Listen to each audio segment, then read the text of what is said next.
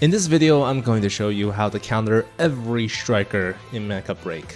The secret is, you shoot them until they're dead.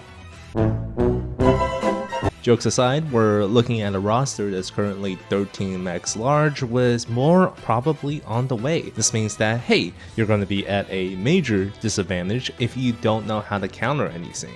Especially because a lot of these mechs are considered hard counters to others. So I'm here to teach you how to counter every striker in the simplest term possible, so we all can have some fun and improve along the way. First things first, we need to learn how defenses work. There are 4 types of damage resistance in the game, and 4 types of shielding. Damage types are, well, simple to explain. Ballistics is bullets, energy is beam attacks, blast is explosives, and melee is melee weapons, but also direct damage. For example, Luminae's direct damage is actually melee damage, so it does get resisted by melee resistance. Every striker has 4 resistance ratings from A to E. A rank is about 45% damage reduction, and E rank is about 20% damage reduction.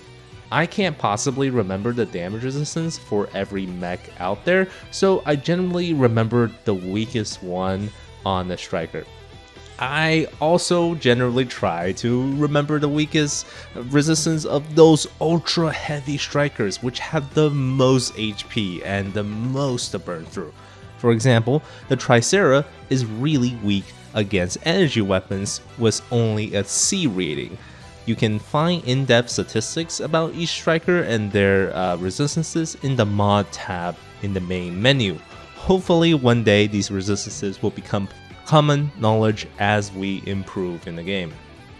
Right now, what is not common knowledge is how shields work, and I'm about to give you a leg up on the competition. There are 4 types of shields in the game. First is fluid armor, which is ironic because it is the most basic shield. This is your white armor around your mech.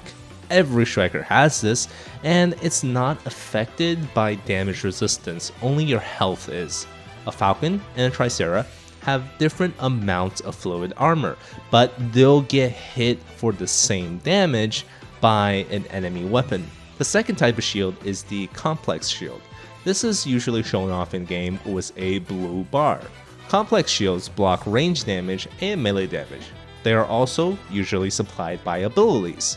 Enemy attacks will deplete the complex shield before the fluid shield. A lot of aggressive strikers have complex shields like Panther, Triceria, and Pinaka. The third type of shield is the stasis field. It acts like a complex shield but is stationary and blocks movement.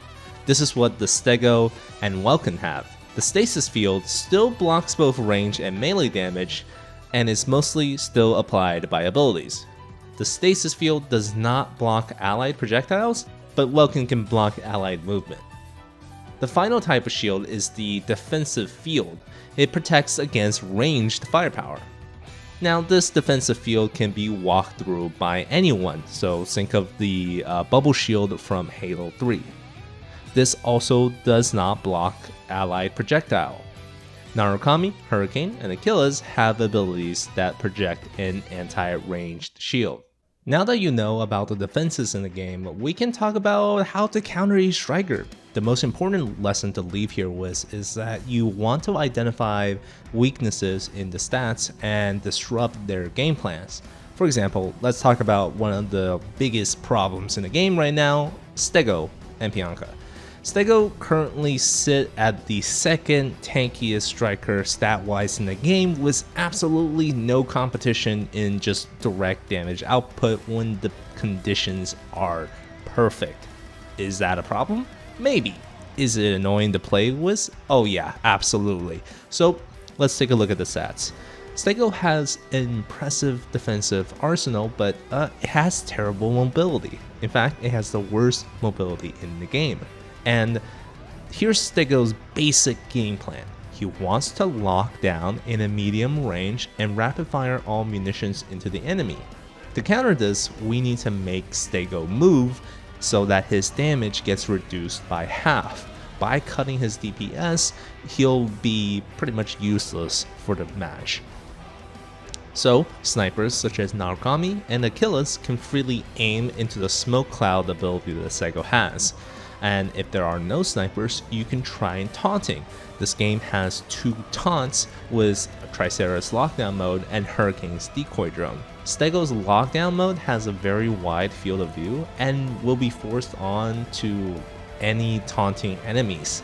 So Triceria, in my opinion, is the best option to counter Stego because he can taunt and then trade 1 versus 1. The last way to dislodge a Stego is probably my personal favorite stuff, the rods from God in Pinaka's arsenal or any other lasting AoE damage are great ways to make Stego pack up and move. Hurricane and Skyraider both have lasting AoE bombs that will force Stego to pack it up.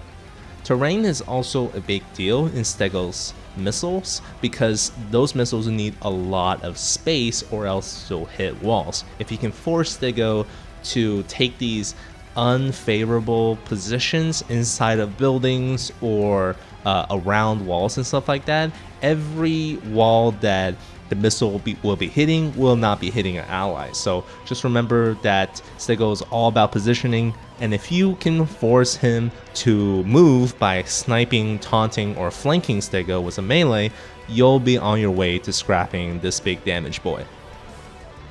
Pinaka is also a new release that have some people frustrated. See, Pinaka's weakness is that it's very close ranged and it has low fluid armor. But that's about it. It has high damage, it has good mobility, it has healing, it has a complex shield that ignores melee basically. So it's a very, very powerful striker, and the game plan of the Pinaka is generally to close in to about the melee range of the enemy and then unload 15 rounds of shotgun blasts. Pinaka also loves to give emergency support drones to allies to give them heals, shield, crowd control immunity, extra damage, etc. A birthday cake too, because why the heck not? To disrupt this game plan, we need to force Pinaka to use the shield on itself. See, it's very hard to kill Pinaka sometimes, but if we can cut its damage and team utility by a significant amount, that would be super good. So we do that by forcing it to use the shield on itself by poking at it with some snipers or air units or stuff like that. The shielded spread fire is so inaccurate that it does like 1% of the normal damage per second that Pinaka can put out. So Pinaka's worst defensive stat is actually against melee weapons. So Alsynes, Panther, and Welkin are all excellent choices in harassing Pinaka. They might not get the kill because of those shields, but they can do their job to keep this support under control. Just keep in mind that, hey, that shotgun really hurts. Air units such as Falcon or Skyraider can really do a number 2 because Pinaka is pretty close range and have relatively low blast resistance against stuff like rockets or even Stego's entire arsenal. Pinaka's low fluid armor means that it will have to try to repair itself a lot when it comes under attack. So by forcing Pinaka to play defensively, it won't have a chance to deal its damage, it won't have a chance to heal other teammates, and it'll be pretty useless. So remember to force Pinaka to retreat into its turtle shell where it can do nothing but repair itself. And if Pinaka is using a shield on another teammate, they're so vulnerable and easy pickings. I mean, 2 charged Narukami shots can wipe a Pinaka off the map. Now we can talk about melee units and their universal weakness. So all melee strikers are weak to parry and lock-on disruption. Parry happens when 2 melee strikers love each other really much and they attack each other at the same time. They do a little jousting, if you will, or if a melee attack hits a shield. So for example, Alsynes can parry either by attacking using its halberd, or they can parry by sort of quote-unquote perfect parrying an enemy attack. Other strikers such as the Triceria or Hurricane also have this perfect parry window with their shield abilities. So Triceria's lockdown can parry, and Hurricane's decoy drone, if you hold the right click button on the PC, it can parry as well.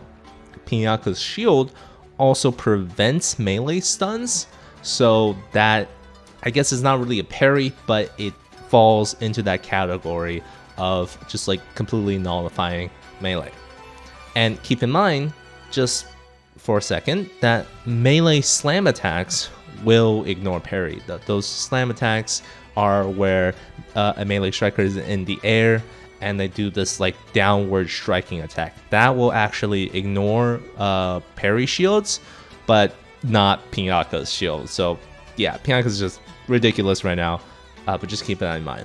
Lock-on disruption such as Welkin's Flashbang, Sky Raider's jamming missiles, Inferno's Mirage, Stego smokescreen, or any just taunts from Triceria or Hurricane are really good at disrupting melee.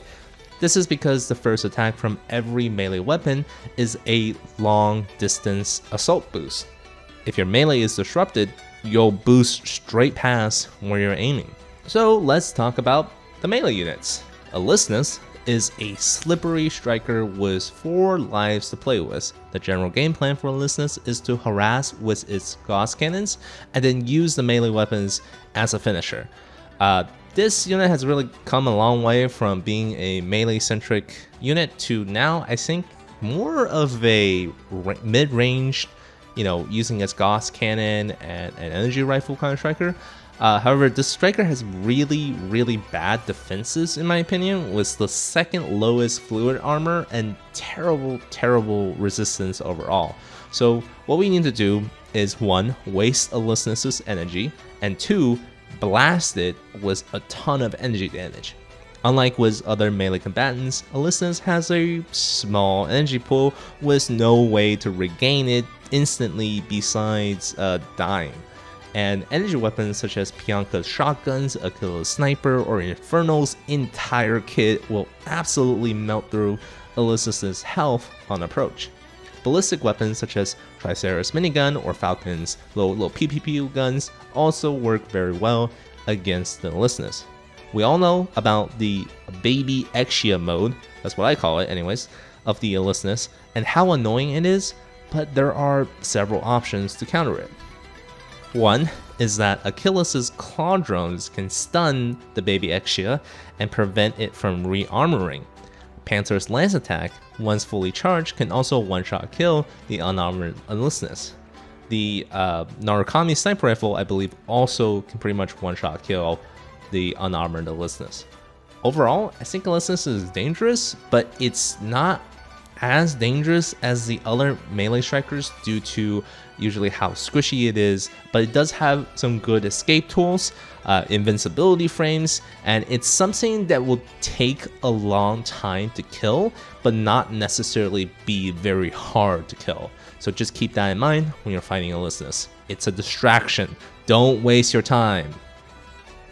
Panther is not a distraction and is a pain in the ass. The general game plan of Panther is doing long range hit and run attacks with his lance, and because it has almost unlimited energy supply, it can also just, dagger chase you in the air and be an anti-air mech like I explained before. One of the biggest things about Panther is that it can cover up any of his weaknesses with skill expression, and that's really annoying. While technically it has one of the lowest energy pools in the game, it theoretically has the highest due to its shield booster kits. Its ability to escape due to mobility is second to none, even better than most of the air units. Panther really needs dedicated firepower to take down. So, well, here's what it's weak at. Panther has no ranged weapons and only can do melee damage. This means that the striker is inherently weaker to the before-mentioned parry mechanics. It also has relatively low melee defense, meaning that Welkin's axe spin or any direct damage is a good counter. In fact, Welkin is the perfect counter to Panther because it can disrupt lock-on with a flashbang limit mobility with the stasis field and do unblockable melee damage with the spin.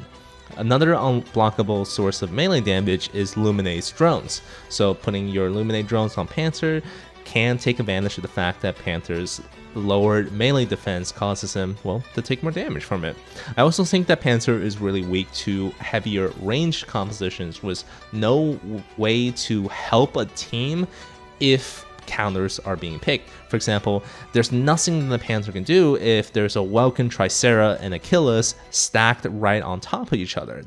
It'll just get stunned by the Clone drone and then destroyed by the Triceria and Welkin. And the Panther also lacks AoE damage. It is an assassin through and through, and also only deal melee damage. So what it means is that if it dives in by itself, its team actually can't help it kill anyone. The kill sort of time is staying the same regardless of any team interference, because the fluid armor won't be stripped for any range carries to help Panther kill someone. So Panther is left in this like very vulnerable state where like even if it dives in, it has to rely on the kill time, a very consistent kill time, and his team can't really help it. So take advantage of that fact, and if you see a Panther trying to dive you, just focus the heck out of him.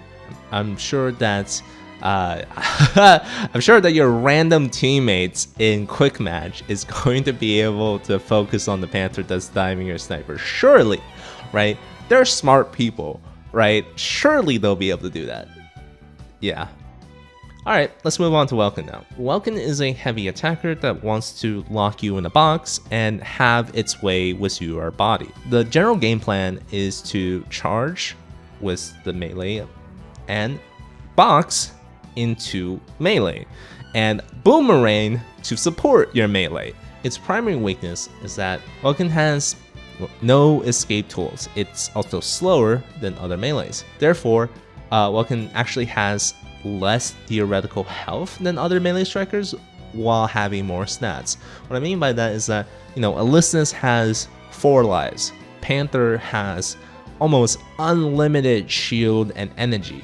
But Welkin only really has its 1 HP bar and a stasis field, and sometimes the flashbang helps too. The Welkin's abilities are also on long cooldowns. This means that we want to make Welkin use its abilities for protection rather than damage. Air units, snipers, range carries. These are the best ones to pick away at Welkin's health so that he can't charge in or fear death. In addition, elevation can help you evade Welkin's spin attack because the axe only spins horizontally. So jump when you're trapped. And I think Welkin is probably the weakest for getting or against getting focused, because again, it doesn't have as much theoretical health as the other 2 melees right now. And allies can help break the Welkin box from the outside whenever it decides to try to box you in or box so that it can get objectives in. So remember, shoot the Welkin box when you see it. You can get allies out, you can prevent the Welkin from getting the objective. Alright, next up, we are covering the so-called tanks of this game. So the Triceria is your premier heavy lockdown mech.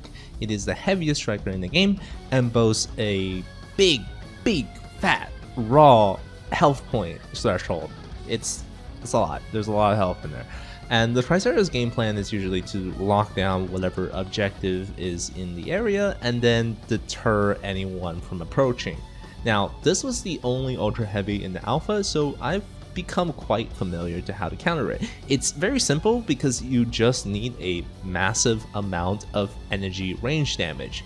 Stuff like Inferno, Hurricane, Sky Raider, Aquilas, Narukami are all good tank busters in this sense because of its energy damage. You absolutely do not want to be using something like the Falcon or a melee unit to try to kill Triceria with. Stick to range, dodge the howitzer shots because those really hurt from Triceria, and force the Triceria to pack on the move.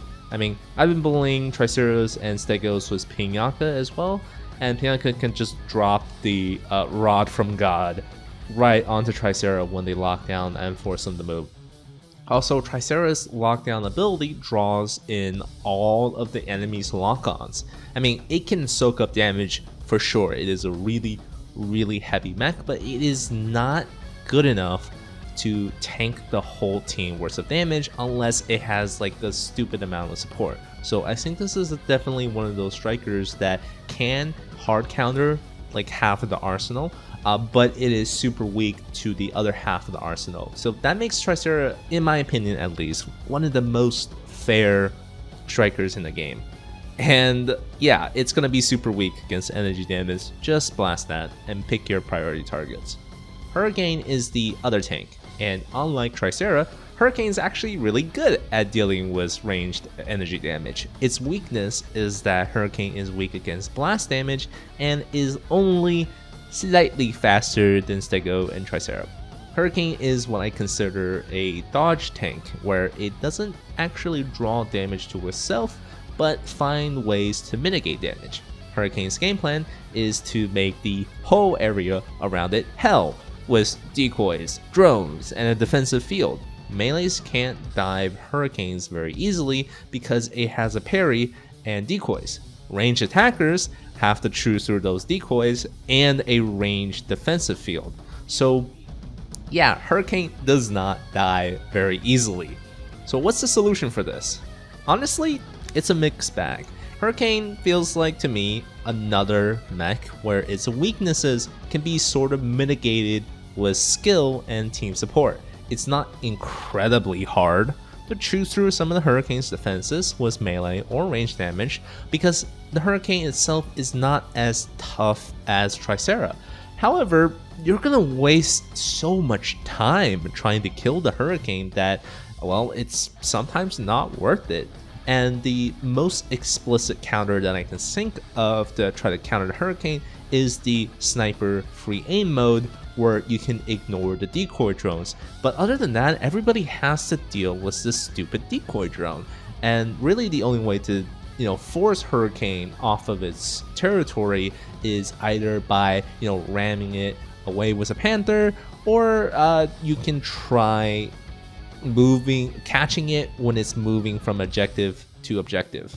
The other thing I want to say is that I prioritize other targets than Hurricane whenever I play the game, because honestly the Hurricane doesn't have the most damaging of striker kits. Like, yes, its laser beams, that spread laser it has does a lot of damage, and its primary weapon is pretty good, but it can't hit far away things very well. It has a slow projectile speed, so I recommend shooting its teammates rather than you shooting the Hurricane, because Hurricane wins if it gets you to shoot it instead of teammates. And speaking of shooting, let's talk about snipers. Well, some people consider snipers to be quite overpowered. I just think that they're hard to counter when there is a good team. Individually, snipers aren't hard to kill, and they usually require some team support in order to be very oppressive. So micro-wise, snipers die if you breathe on them. I mean, heck, they even nerfed Aquilas' defense from the closed beta in this test. So, Aquilas, Narukami, they die pretty easily. Macro level-wise, snipers are usually protected by their team or in very difficult positions to reach. Conceptually, for both the Aquilas and Narukami, their game plan is to stay away from assassins and deal as much damage as possible while staying safe. So to do that, Aquilas' defensive options are a flying jetpack, claw drones, and a defensive field. This makes that the Aquilas quite good at evading and soaking up a bit of damage. The claw drones are also the only stun in the game, so it carries huge anti-assassin and lockdown potential. You'd want to target the Aquilas with snipers, and most importantly, air units, and sometimes maybe Inferno. Bad Aquilas would probably go a little too far away from the team, and their aerial movement will become a vulnerability because there's no cover in the air. But the most dangerous Aquilas that I've seen so far are usually closer to the fights, closer to the tanks, and are interfering with every 1v1 engagement with a good sniper shot or the claw drone stun. Good thing is, claw drones are on an extremely long cooldown, so the Aquilas is a high priority melee dive when you know that the claw drones are on cooldown. Now, the Narukami's defensive weapons are stealth, stealth, stealth, stealth, stealth, and a tiny little shield. It is weak to every type of damage out there and has the lowest health in the entire game. However, sometimes it doesn't feel like it because it is so hard to, find the Narukami. Decoys will draw lock-on from the Narukami Prime, and the decoys now also give a little laser attack for extra DPS. And I find the best thing to do against Narukami is to have a dedicated spot checker. This is a little bit advanced, but bear with me here. Narukami conceptually is annoying as hell, but there's only a couple places on each map where they can set up and have a wide arc of fire. Not to mention, Narukami loses charge of her rifle when moving.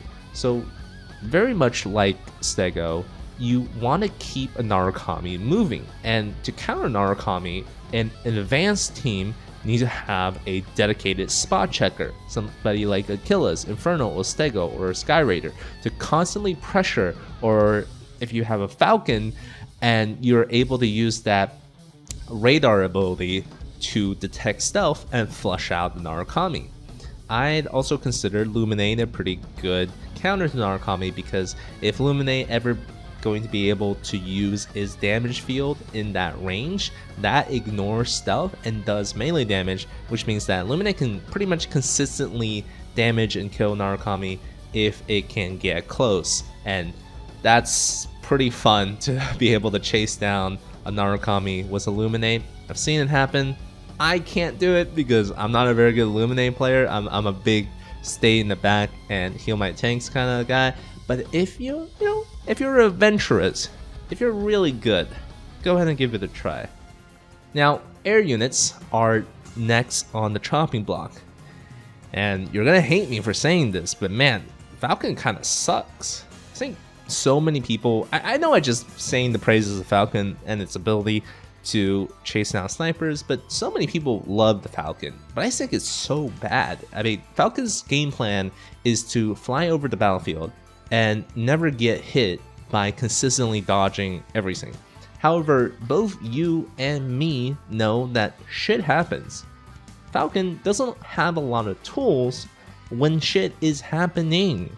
And I honestly think that Falcon is one of the easiest strikers to counter because it essentially only has air dodge rolls as defensive options.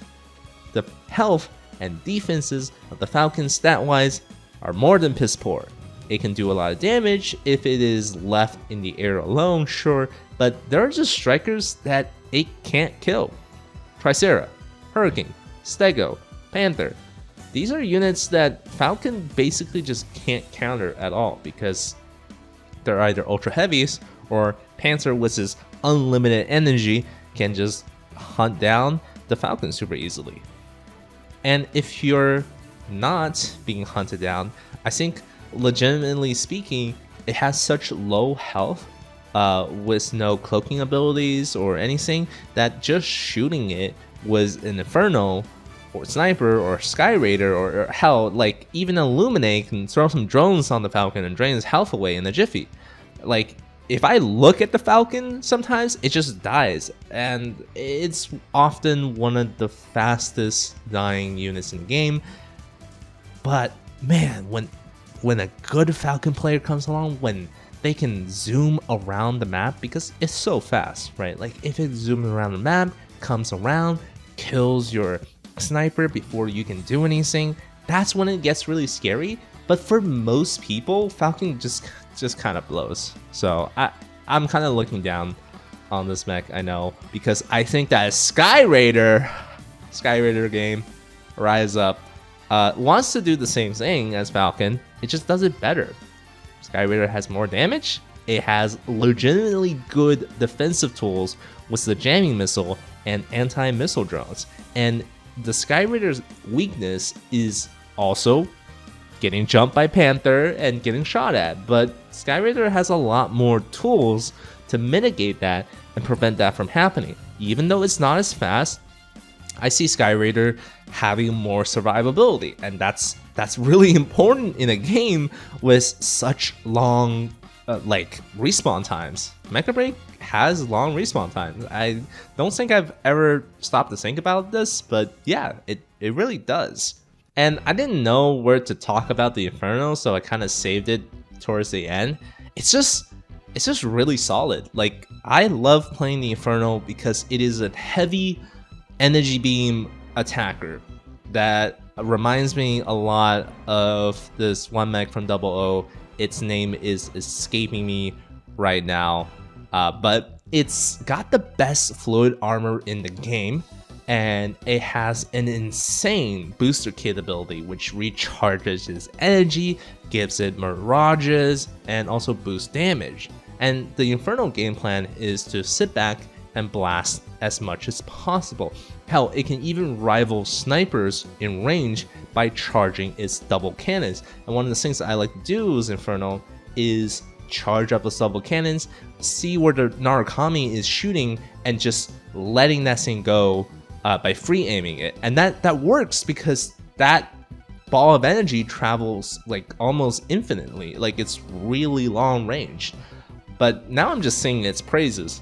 How to counter this? How to counter the Inferno? Well, it's not really that hard. It's slow and unwieldy. Whenever it is charging its beam attacks, both the spread laser and the chest beam, it cannot turn. It's so slow, and it needs to be supported by teammates, and it needs a battle line in order to consistently do that damage.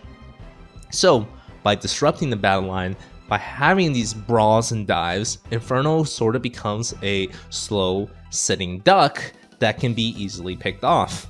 And also, the booster kit ability is on an insane cooldown if it is not cancelled early. So definitely keep that in mind when you're fighting an Inferno. You see that Mirage kit, you know that he's not going to have it for like half of a minute, and it's the best time to kill him.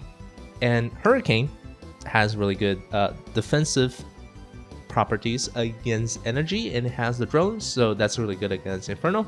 And melees are also all good against Inferno.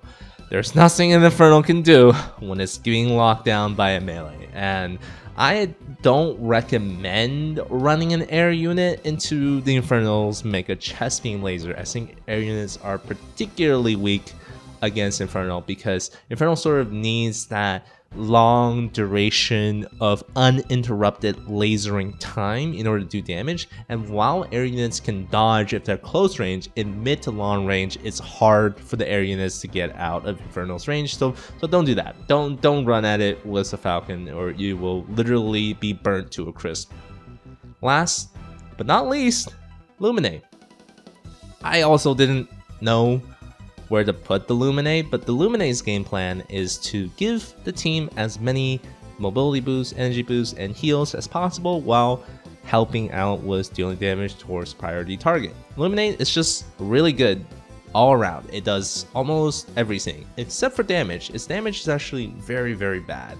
And Luminae's really good for point capture duties because it doesn't have to be firing all the time. It can run the objectives because it has good air mobility. And honestly, Luminae doesn't have a lot of bullshit going on. It's a very honest mech, and she will die from being shot with ballistics.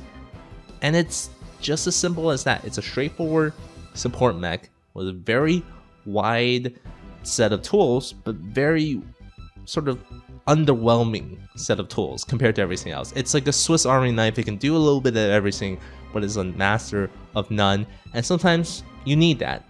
And she's also quite slippery, which means that it is good sometimes for her to distract people with her really good air mobility and energy boost. So keep that in mind when you're trying to chase her around the round. It is very mediocre with health though, so obviously melees, snipers, really good at targeting support.